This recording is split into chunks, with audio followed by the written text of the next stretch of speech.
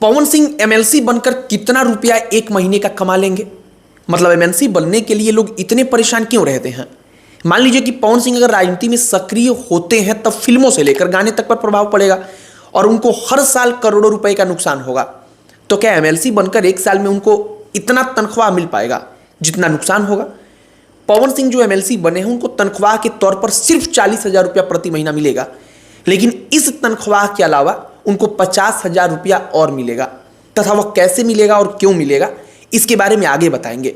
इसके अलावा पवन सिंह को पेन खरीदने के लिए तथा कॉपी खरीदने के लिए तथा डायरी खरीदने के लिए हर महीना अलग से 10,000 रुपया सरकार देगी। ध्यान दीजिएगा कि हर महीना में 10,000 रुपया मिलेगा। इसके बाद मोबाइल फोन में रिचार्ज कराने के लिए 1 लाख रुपया मिलेगा। और हमने जो बताया है यह अभी पूरा नहीं हुआ है, बल्कि आपको आगे बताएंगे कि आखिरकार एमएलसी बनने के लिए लोग इतने उतावले क्यों रहते हैं और असली माजरा अभी छुपा हुआ है। लेकिन आगे बातचीत करने से पहले हमारा नमस्कार स्वीकार करिए। हमारा नाम मोहित कुमार सिंह है। एमएलसी बनने के बाद सबसे बड़ी चीज जो मिलती है आपको पता है क्या है? वह सबसे बड़ी चीज है कि हर साल 3 करोड़ रुपए तक का काम रिकमेंडेशन एमएलसी के जरिए होता है। और एमएलसी का पद विधायक की तरह 5 साल का नहीं होता बल्कि 6 साल का होता है। और इसीलिए जो हर साल 3 करोड़ रुपया मिलेगा, अगर आप 6 से उसको मल्टीप्लाई कर देंगे तो वह हो जाता है 18 करोड़ रुपया। मतलब कि एक एमएलसी अपने पूरे कार्यकाल में 18 करोड़ रुपए तक का काम रिकमेंड करेगा। और जब कोई भी विधायक या सांसद काम रिकमेंड करता है तब आम तौर पर हम आपको बता देते हैं जो होता है वह ऐसा ही होता है कि वह 50 लाख रुपए का एक सड़क रहेगा, वह कहेगा कि गांव का वह सड़क बनवा देंगे और वहां पर काम रिकमेंड करेगा। और अब जैसे ही 50 लाख रुपए की आपूर्ति उस काम के लिए करवाएगा, जो ठेकेदार उसको बनवाएगा उससे एक हिस्सा उस एमएलसी को, विधायक को, सांसद को पहुंचा देगा। उसे अपने पास विधायक या सांसद रख लेगा या फिर उसके अपने ही लोग ठेकेदारी करेंगे और वह पैसा कमाएगा। हम यह बिल्कुल नहीं कह रहे हैं कि हर विधायक सांसद ऐसा ही करता है, लेकिन आम तौर पर ऐसा ही होता है। और हो सकता है कि पवन सिंह बहुत ईमानदार हो तो ऐसा ना करें, लेकिन हमने आपको बताया कि लोग इस पद पर आने के लिए इतने परेशान क्यों रहते हैं। और यह मामला सिर्फ 40,000 रुपया प्रति माह के तनख्वाह के लिए नहीं रहता, बल्कि इसी करोड़ रुपए के लिए होता है। और दूसरा पावर, एक पावर मिल जाता है कि वो विधान परिषद के सदस्य हैं, उनको एक सिक्योरिटी मिल जाती है। तो यह मामला आप समझ चुके हैं। अब आइए कमाई के अगले पड़ाव पर। तनख्वाह के बाद एमएलसी को जो 40,000 रुपए का प्रति महीना का तनख्वाह मिलता है, इसके बाद 50,000 रुपए प्रति माह का क्षेत्रीय भत्ता मिलता है। मतलब 50,000 और प्रति महीना मिलता है 40,000 के बाद। तथा हमने बताया कि डायरी और नोटबुक खरीदने के लिए रुपया दिया जाता है। तो स्टेशनरी के लिए 10,000 रुपया प्रति महीना दिया जाता है, उसको स्टेशनरी भत्ता बोलते हैं। जब वह गाड़ी में बैठकर चलता है तब 20 रुपए प्रति किलोमीटर उसको जोड़कर दिया जाता है। और 20 रुपए प्रति किलोमीटर तब दिया जाता है जब वह अपने राज्य में घूम रहा हो, लेकिन जब वह राज्य के बाहर चला जाता है तब 25 रुपया प्रति किलोमीटर दिया जाता है।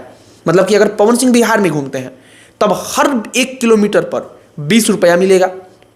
और जैसे ही वह उत्तर प्रदेश में आ जाएंगे तब उनको 25 रुपया प्रति किलोमीटर मिलेगा। इसको यात्रा भत्ता बोलते हैं। इसके बाद से एक दैनिक भत्ता होता है, जिसमें अगर सदस्य राज्य के अंदर होता है तब 2,000 रुपया प्रतिदिन जोड़कर मिलता है।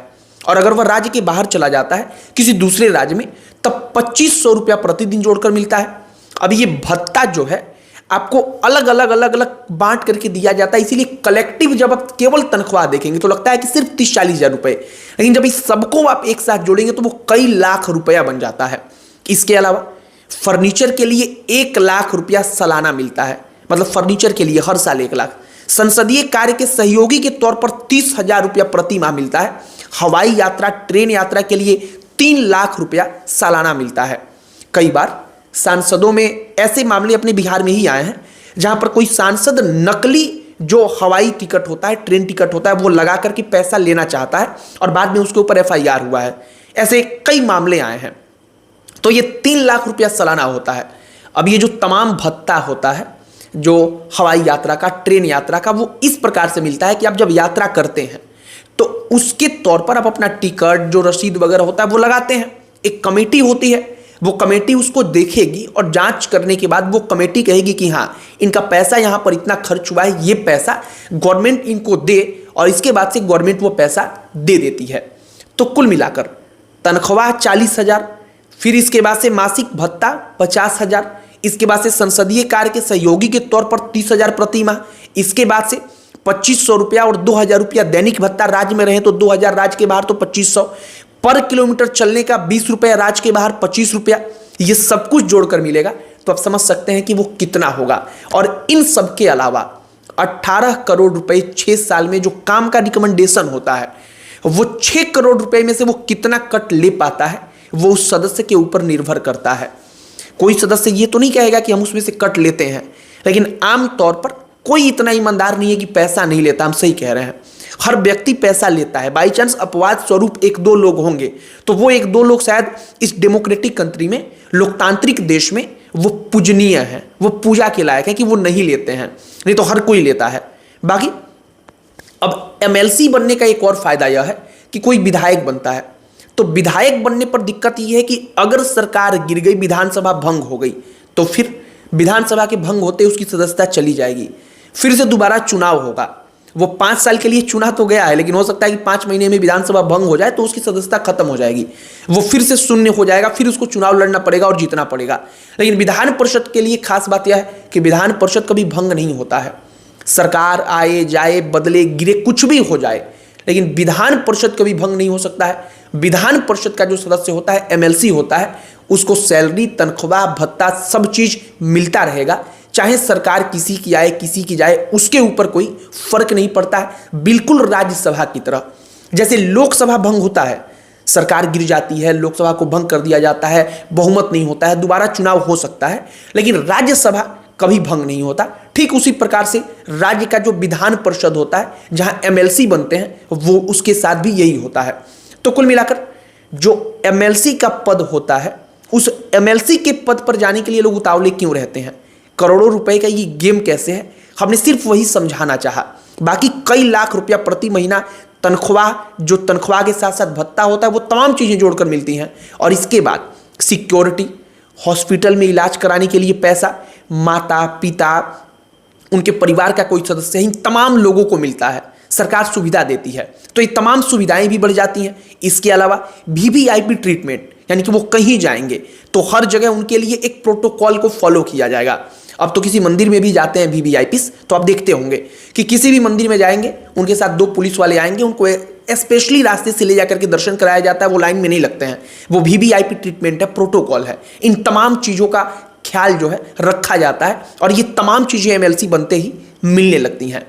तो हमने आपको यही बताने का प्रयास किया कि एमएलसी बनने के बाद कमाई कितनी होती है, कैसे होती है, और पवन सिंह क्यों एमएलसी बनने के लिए उतावले थे, या लोग क्यों रहते हैं। आपकी इस पर क्या प्रतिक्रिया है, कमेंट बॉक्स में लिखकर बताइएगा। बाकी इस वीडियो को यहीं पर समाप्त करते हैं। अन्य कोई टॉपिक जिस पर आप चाहते हो कि हम वीडियो बनाएं, उसे भी कमेंट बॉक्स में लिखकर बताइएगा। बाकी इस वीडियो को यहीं पर समाप्त करते हैं। हमारा पूरा प्रयास होगा कि आप जो कमेंट बॉक्स में लिखकर बताइएगा, उस टॉपिक पर भी हम वीडियो जरूर बनाएं। अंत में हमारा परिचय, हमारा नाम मोहित कुमार सिंह है। बहुत बहुत धन्यवाद।